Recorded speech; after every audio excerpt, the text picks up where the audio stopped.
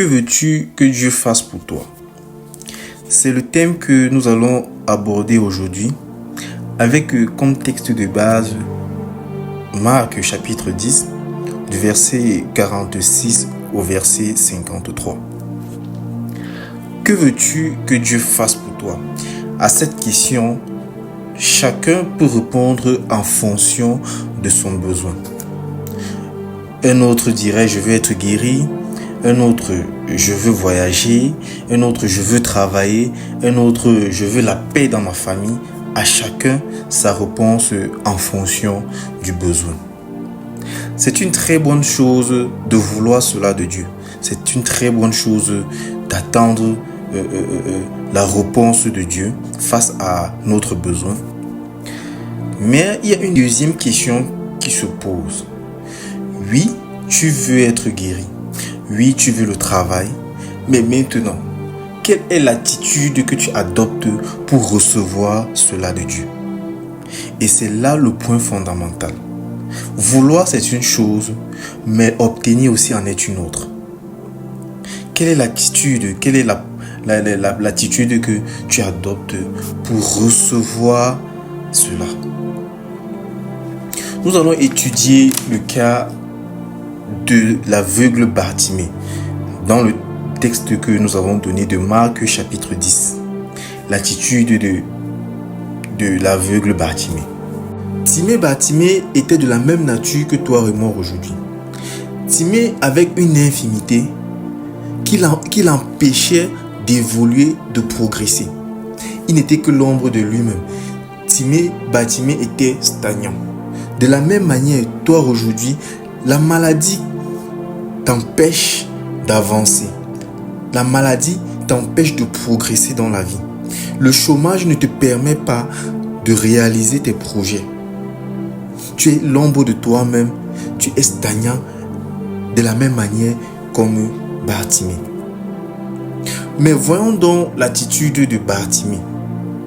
Sa position. La Bible nous dit que Bartimée était assis au bord du chemin. Ceci montre une personne perdue, une personne sans direction, une personne même en quête, à la recherche d'une direction.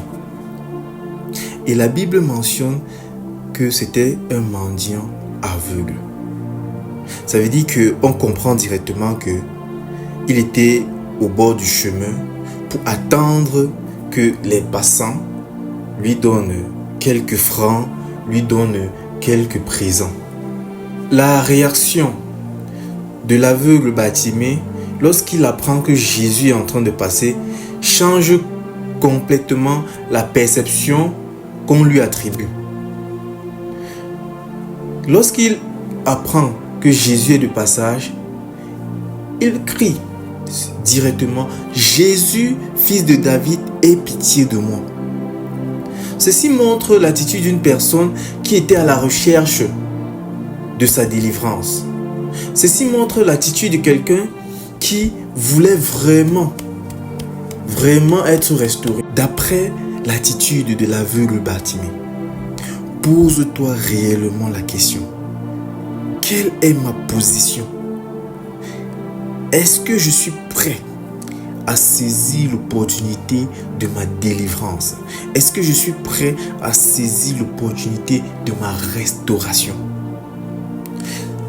Si tu es en train d'écouter ce message maintenant, c'est la preuve palpable que le Seigneur Jésus-Christ est en train de passer. Et c'est l'occasion pour toi, de même que l'aveugle Bartimée l'a fait, c'est l'occasion pour toi de crier d'une voix forte « Jésus, fils de David, aie pitié de moi ». C'est le moment.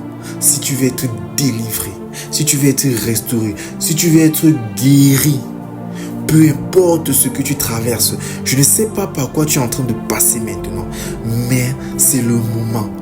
Si tu es en train d'écouter ce message, dis-toi qu'aujourd'hui, c'est le jour de ma délivrance. Et crie d'une voix forte au Seigneur, dis « Seigneur, aie pitié de moi ». Et de même que le Seigneur s'est tourné vers Bartimée, de même que le Seigneur a écouté au cri de Bartimée, il écoute tes cris. Une autre chose qui nous marque dans la vie de Bartimée, c'est que après avoir franchi la première étape, qui était d'attendre le Maître, d'attendre Jésus passer, lorsqu'il crie, « Fils de David, aie pitié de moi », cela ne se fait pas d'un coup. Ceux qui sont autour de Jésus le mettent la pression, l'empêchent de s'exprimer, l'étouffent. Tu troubles le Maître, arrête de crier, tu troubles le Maître. Mais Bartimée ne s'arrête pas là. Une chose qui montre une fois de plus que Bartimée attendait ce moment. Une chose qui nous montre que Bartimée était là pour attendre que ce moment un jour va se produire. Et comme ça s'est produit, rien ne va m'empêcher. C'est pourquoi Bartimée, au lieu de s'arrêter, il criait encore beaucoup plus fort. « Fils de David, aie pitié de moi. » Et alors, le Maître se retourne et demande qu'on le fasse venir. Mon frère, ma soeur, je veux te dire par ce message aujourd'hui que ne te laisse pas influencer. Ne te laisse pas intimider par quoi que ce soit. Crie à Jésus. Tu veux réellement ta délivrance. Tu veux ta restauration. Du moment où tu écoutes ce message, Jésus est en train de passer. C'est le moment pour toi de saisir cette opportunité.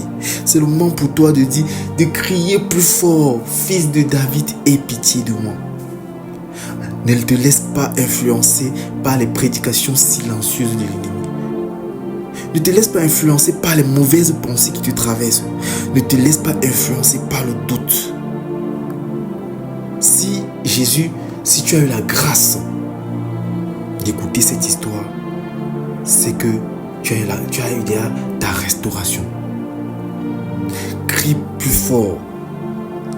Et lorsque Jésus demande à l'aveugle de venir, il jette son manteau. Il jette son manteau. Ce manteau contenait tous les présents qu'il a reçus. L'argent. Il laisse tout ça. Toi de même. Lève-toi. Jette ton manteau. Laisse tout ce qui t'accable là. Laisse tous les mots de consolation qu'on te donnait. Dépouille-toi complètement. Lève-toi d'un bond. La réaction de l'aveugle, lorsque la Bible dit « il se leva d'un bond », nous montre quelqu'un qui se lève en victorieux. Ça montre déjà l'attitude d'une personne qui a déjà sa victoire. Il n'a pas encore recouvert la vue, mais il est déjà rassuré par la foi que je suis guéri. Mon frère, ma soeur, c'est l'attitude que tu dois avoir maintenant. Tu dois te lever d'un bond, que je suis guéri, je suis restauré. J'ai eu finalement ce que je voulais après tant d'années, après beaucoup de temps.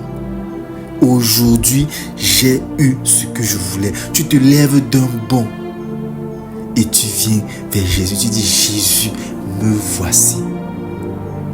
Lorsque l'aveugle arrive près de Jésus, Jésus lui pose simplement la question, que veux-tu que je fasse pour toi?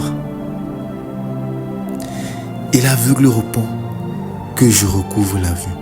Mon frère, ma soeur, place-toi devant Jésus. Viens à Jésus et dis tout simplement ce que tu veux. Je veux être guéri. Je veux être restauré. Et comme Jésus l'a dit, va, ta foi t'a sauvé. Mon frère, ma soeur, aujourd'hui c'est un jour de délivrance pour toi. Aujourd'hui c'est un jour victorieux pour toi, un jour historique pour toi. Après avoir écouté ce message, tu ne seras plus la même personne. Après avoir écouté ce message avec empressement, tu ne seras plus la même personne. Je prie que aussitôt, tu recouvres la vie. Je prie en ce moment qu'aussitôt tu recouvres ta délivrance, tu recouvres ta délivrance, de ta restauration au nom suprême de Jésus. Je prie que la puissance de cette parole, la puissance de ce miracle qui accompagne l'aveugle soit ton partage. Je prie que ta restauration soit prompte aussitôt au nom suprême de Jésus.